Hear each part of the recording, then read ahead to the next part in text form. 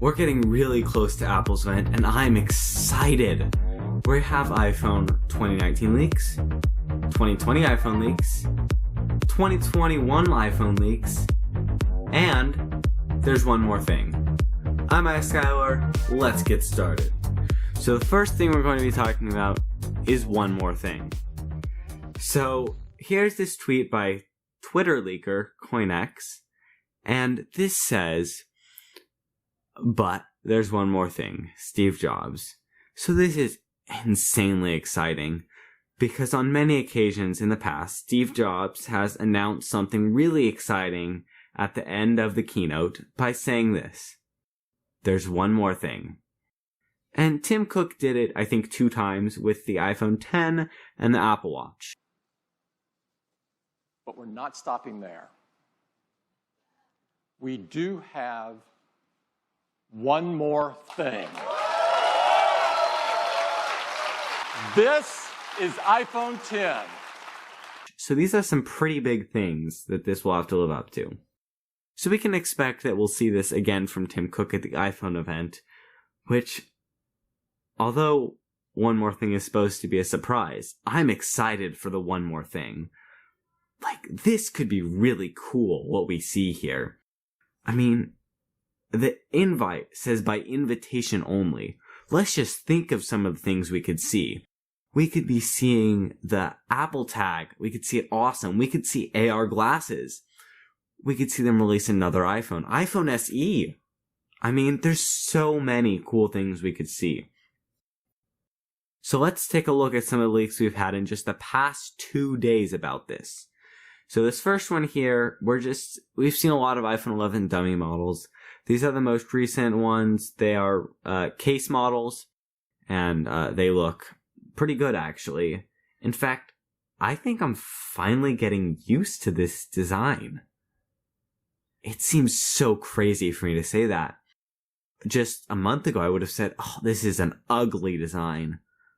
But now, I'm getting used to it. I like it. It's cool. So the next thing is we're going again, more of the iPhones.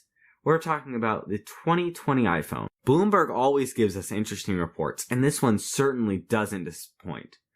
In-screen fingerprint sensing, coming likely in 2020, but if their timeline shifts a little bit, it could be a 2021 release. I'm so excited for this. So 2020 iPhone fingerprint sensing. We've heard so many leaks for this, and it's gotta come now. I mean, this is them catching up with companies like Samsung, I think Huawei. A few companies have this now, so it's about time that Apple gets in this game. Because in the past, I mean, Apple's been ahead on biometric scanning.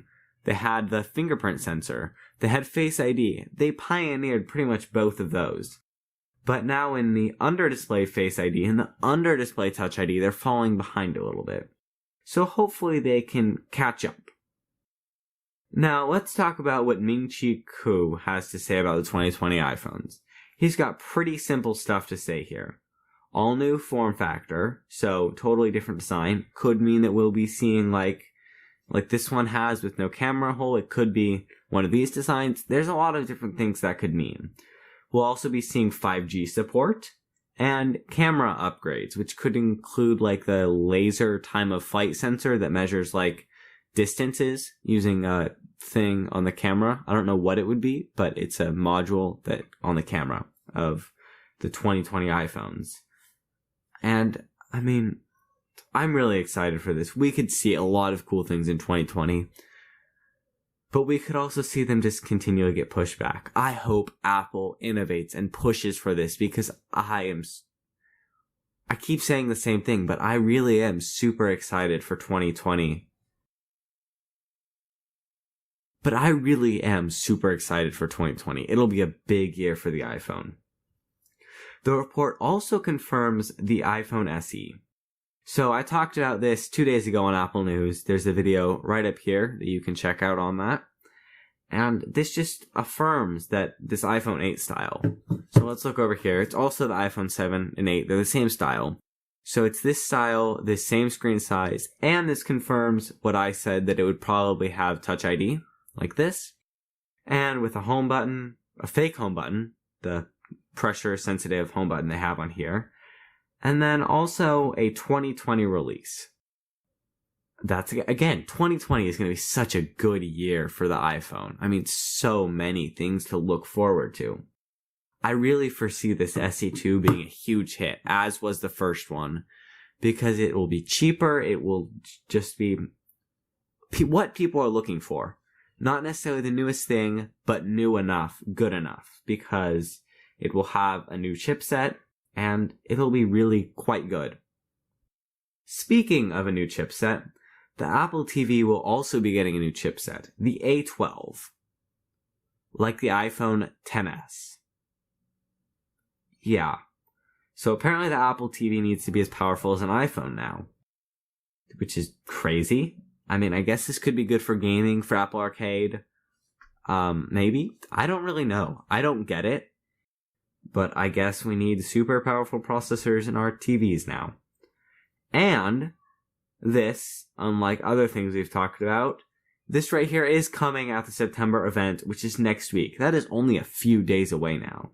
So this Apple TV, 2019 iPhones, Apple Watch, some other stuff.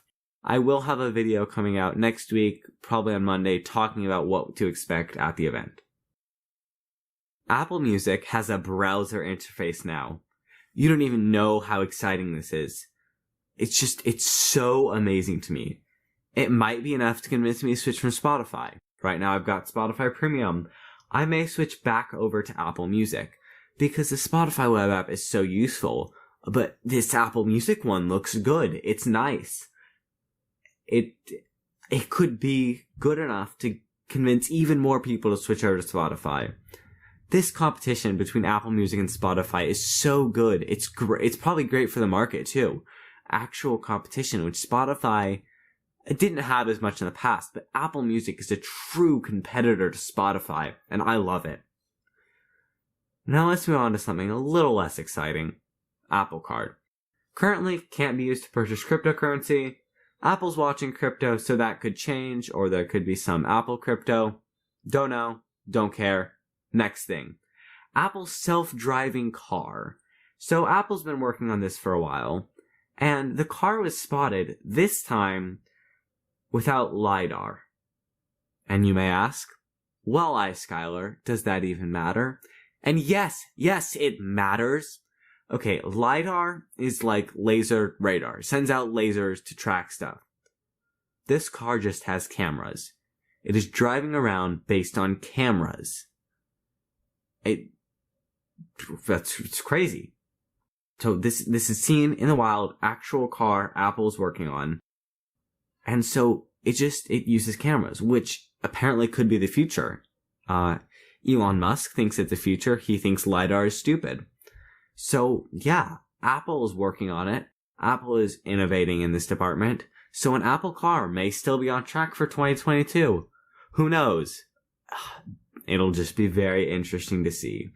So, we've got a lot to look forward to for the September 10th event. I'm Skylar. Thanks for watching. Bye.